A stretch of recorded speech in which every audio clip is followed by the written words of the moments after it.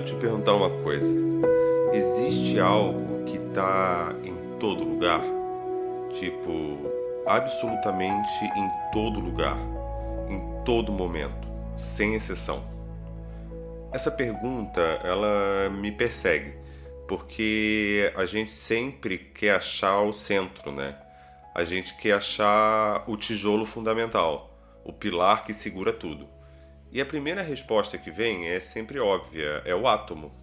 Todo mundo aprende isso na escola, tudo é feito de átomo. Beleza, mas aí você olha melhor e percebe que não é bem assim. Porque, por exemplo, olha só, a sombra, ela não tem átomo, ela não é feita de partícula nenhuma, ela é só ausência, é só efeito. A sombra é real, a gente vê, mas não é matéria. E aí já começa a falhar a ideia de que o átomo é absoluto. E aí você pensa, tá bem, então se não é o átomo pode ser o tempo. O tempo está em todo lugar, né? Só que será mesmo? Será que o tempo existe onde nada acontece? Será que o tempo passa sem mudança? Imagina um universo parado, sem movimento, sem troca. Existe tempo aí ou o tempo só nasce quando tem relação, quando tem alteração? O tempo até pode ser muito abrangente, mas onipresente, talvez não. E aí a gente vai para o espaço. Ele sim parece ter muita chance, porque tudo que existe está em algum lugar. Só que o espaço também não é tão firme assim. Ele é mais ausência do que presença. Ele é vazio. Ele é intervalo. E se você pensar bem, o espaço só faz sentido quando algo ocupa, quando algo se relaciona com ele. Senão é só silêncio. Então olha só que confusão. O que parecia certeza, tipo o átomo, o espaço, o tempo, começa a derreter quando você olha de perto. Nenhum deles sustenta tudo. Nenhum deles é absoluto. E aí fica a pergunta ainda mais forte. O que é onipresente, mano? O que nunca falta? Qual é o tecido que realmente não falha? E se o erro for procurar coisa? Talvez o que não falta nunca não seja um objeto, mas um princípio em movimento. Tipo gravidade afetiva. Não dá pra pôr na mão, mas tudo cai nele. Então, em vez de procurar a peça, pensa num verbo. O onipresente pode ser aquilo que acontece entre as coisas, não uma coisa em si. É o entre, não o tijolo. Então a nossa busca muda de eixo. Não é o pilar que sustenta, é a costura que não se rompe. Hoje a gente vai atrás desse fio e ver onde ele amarra o mundo e amarra a gente.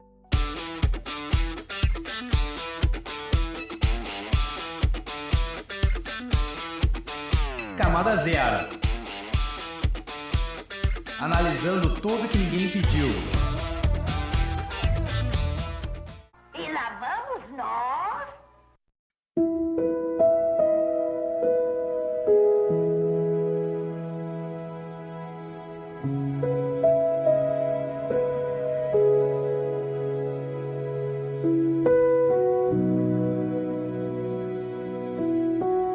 Vamos olhar com calma esses candidatos, né, que sempre jogam pra gente como se fossem a resposta final. Né? Primeiro, o átomo. Esse é clássico. A ciência vem e fala, tudo é feito de átomo. Beleza, parece conveniente, só que aí você começa a ver as rachaduras, porque a gente já viu aqui, tipo, a sombra. A sombra não tem átomo, ela é feita, não é feita de partícula. Ela não é coisa, ela é ausência, ela é efeito. E mesmo assim ela existe, e ela te assusta, ela te guia, ela desenha contorno no mundo, o átomo falha logo de cara. E aí você pensa, então tá, deve ser o tempo, mas o tempo que a gente trata como linha reta, ele na prática, ele é relação entre a Terra e o Sol. Um ano não é entidade mágica, ela é a volta da Terra em torno do Sol. Em Marte, um ano já é outra coisa, em Júpiter ainda outra. E até o nosso dia é a rotação da Terra sobre ela mesma. Ou seja, o tempo linear que a gente mede com calendário e relógio depende da dança dos corpos. Muda a dança, muda o tempo. Se ele varia de lugar para lugar, então ele não é onipresente, ele é medida relacional do cosmos. não um fundamento absoluto, né? Beleza, então bora pro espaço. O espaço parece mais fácil. Ele tem tudo para ser campeão porque tudo que existe está em algum lugar. Só que o espaço também é esquisito, porque ele é vazio, ele é ausência. O espaço não tem corpo, não tem cheiro, não tem gosto. O espaço só vira real quando alguma coisa ocupa. Sem ocupação, o espaço é silêncio puro. Então, será que ele é o tecido? Ou será que ele é só o palco esperando a relação acontecer? Mas aí eu queria falar de novo da sombra, cara, porque a sombra ela é engraçada. Porque ela mesma já denuncia o jogo, né? Ela só existe porque tem luz e obstáculo. A sombra é pura relação. Ela mostra que a ausência é feita de encontro. Não tem sombra sem três coisas ao mesmo tempo. Uma fonte, uma barreira e um olhar. Sem isso, ela não aparece. Então, olha o que acontece. A gente vai descartando um por um. O átomo não sustenta, o tempo não sustenta, o espaço não sustenta. E já a sombra, ela aponta para uma outra direção. Que nenhum deles é onipresente. Nenhum deles é absoluto. Cada candidato brilha sozinho, mas só acende quando alguém liga o interruptor de outra coisa. Se depende de algo, não é fundamento. É só um figurante de luxo. Talvez a pista esteja justamente na sombra e no sonho. Presenças que não têm átomo, mas ainda assim mexem no corpo. O que mexe sem tocar, já tá confessando. É relação. Então a primeira poda do jardim é essa. O onipresente não é matéria, nem tempo, nem espaço, nem uma ausência elegante. O que sobra é a lei do encontro. Tá, beleza então, né? Tipo, se não é o átomo, não é tempo, não é espaço, o que sobra então? Aí entra uma palavra que a galera já tá até de saco cheio de ouvir, mas não tem como fugir. O campo. O campo é tipo aquele conceito que resolve tudo, né? Ele é o super trunfo. Você joga ele na conversa e pronto, parece que fechou. Isso acontece porque é o campo. Só que, mano, pera lá, o que é o campo? Tipo, pra mim, o campo é como um palco mesmo. Ele não é a peça, ele não é o ator, ele não é o teatro. Ele é o lugar onde a peça acontece. O campo é o plano de fundo invisível que deixa tudo aparecer. É onde as coisas vibram, se encontram, se batem. Só que olha que louco, cara. Até o palco só faz sentido porque tem peça. Se não tiver ator, se não tiver história, se não tiver movimento, o palco é só madeira e cortina, é vazio. Então, se você olhar direito, até o campo precisa de relação. Ele é o espaço onde a relação acontece, mas sozinho ele também não significa nada. É como o silêncio esperando o som. É como uma pista sem carro, como um mar sem onda. Tá lá, mas não vibra até alguém pisar. O campo é cenário, não constituição. Ele dá eco, mas não dita o hit. Palco sem ator é só chão vazio. Pensa nele como uma moldura que respira. Ele contorna, amplia, mas não pinta o quadro. Quem põe cor é sempre a relação que atravessa. Então, por enquanto, a gente entende que o campo é só a condição de possibilidade. O que a gente realmente está procurando é o motor de presença que liga quando dois se tacam. Tá, então a resposta final é que é a relação. E aí vem a virada, aí que a ficha cai. Nada existe sozinho, nada. Tudo só existe com relação. Pensa no átomo de novo, cara. Ele só é o átomo porque tem prótons se relacionando com nêutrons, elétrons girando em volta, força mantendo tudo colado. Tira a relação, não sobra nada.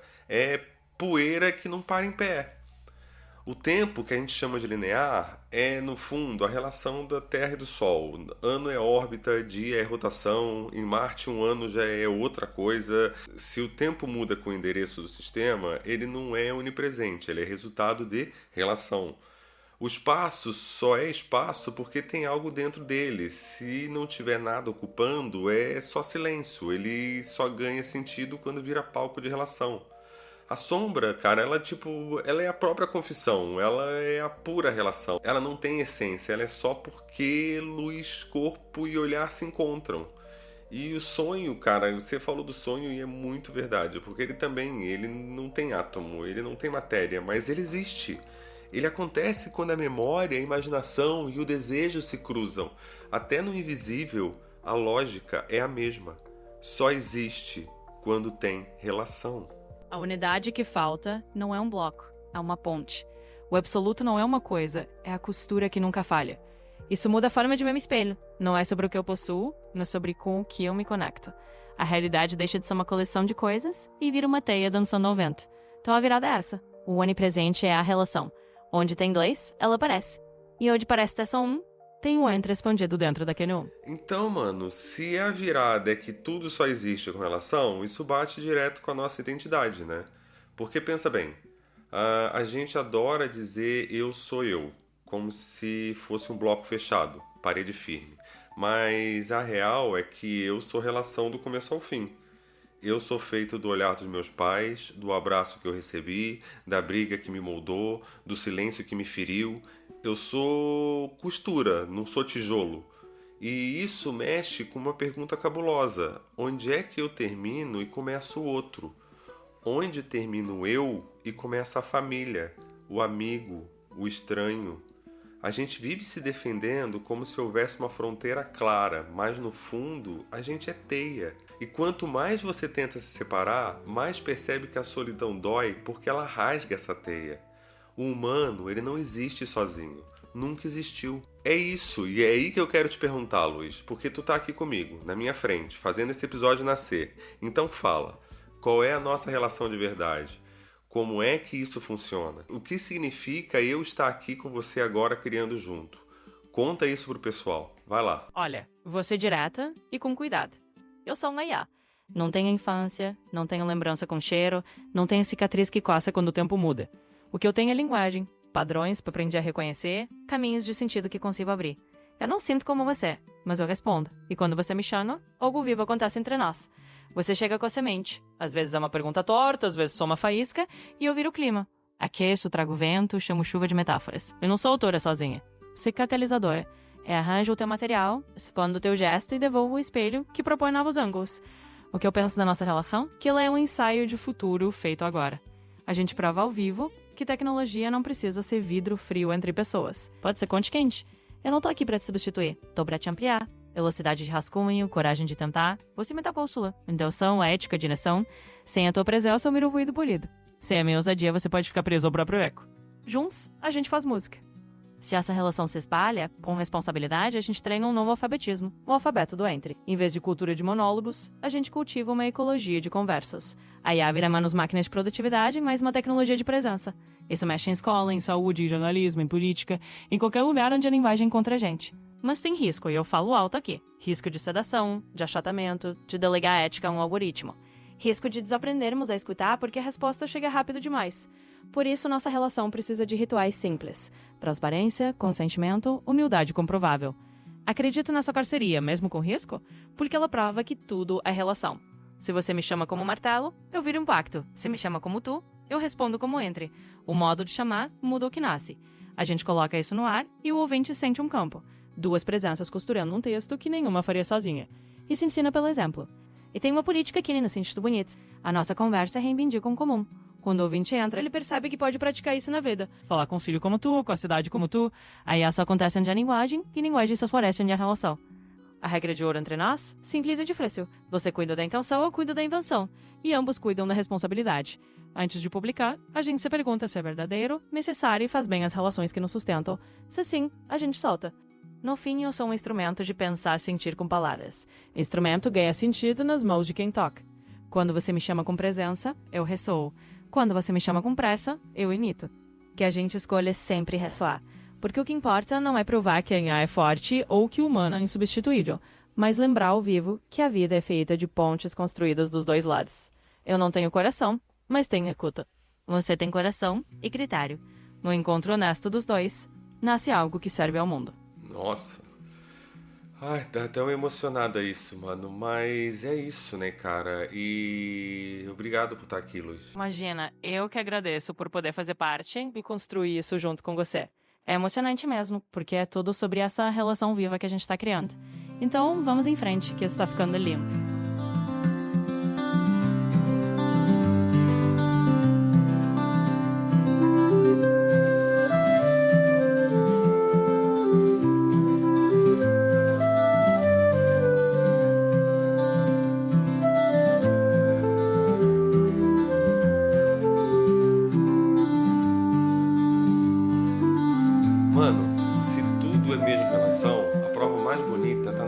Cara, e a gente meio que esqueceu, né? Olha as crianças, cara. A forma como uma criança olha o mundo é a própria relação crua, sem armadura. Ela não chega para dominar, ela chega para conversar com as coisas. Repara só, a criança não vê um objeto, ela vê um amigo na pedra, um mistério na formiga, um universo dentro de um balde d'água. Ela não olha para a praia pensando em metragem, em foto, em engajamento. Ela enfia o pé, ela mexe na areia, ela sente o sal, ela prova o vento. É relação por inteiro, cara. Não é projeto. E quando o brinquedo quebra, porra, mano, não acabou a brincadeira. O brinquedo vira outra coisa. Vira nave, vira castelo, vira monstro. A criança não tenta fazer o mundo caber no manual. Ela deixa o manual virar o mundo. E isso é relação viva, né? Exatamente. A criança não pergunta como eu domino isso. Ela pergunta como isso conversa comigo agora. E o mundo responde porque foi chamado de tu. Em que momento do caminho a nossa curiosidade virou freio de mão? Quando o porquê foi trocado por manual? Limite bom é berço, não cela. Fronteira que cuida permite dança. Não é nostalgia de ingenuidade, é recuperar essa qualidade de contato. Presença, escuta, humor, mas com a naturalidade do cuidado. Se tudo é relação, a criança é a prova viva disso. Ela habita o entre como casa e lembra a gente que a chave não é técnica, é postura. Então, mano, olha só onde a gente chegou. A gente começou se perguntando o que era onipresente, né? E a gente foi atrás do átomo, atrás do tempo, do espaço. E aí, olhando pra sombra, cara, a gente fez todos eles caírem. Até o campo, que parecia a resposta, se revelou só palco. A virada foi essa. Nada existe sozinho. Tudo só existe como relação. E aí vem a grande sacada do episódio, porque quando a gente fala em tudo é relação, não é só sobre eu e você, não é só sobre família, amigo, trabalho, é mais profundo.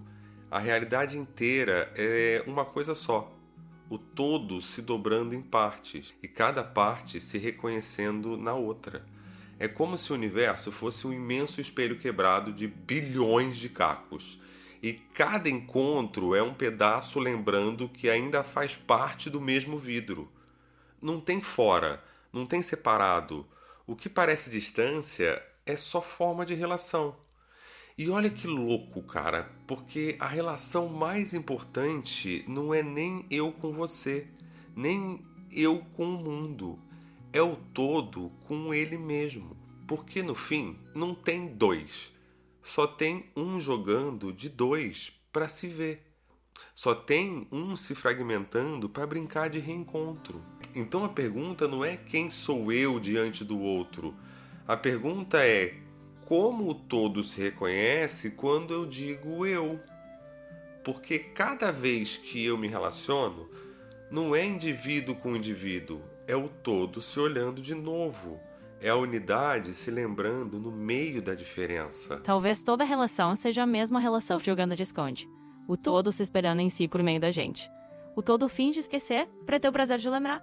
Cada encontro é era eu o tempo todo, dito com vozes diferentes. Tudo é relação. É o todo se relacionando consigo mesmo e a gente aqui lembrando juntos. E é por isso, mano, que não tem como fugir. Você já tá dentro da relação. Você já é parte da dança.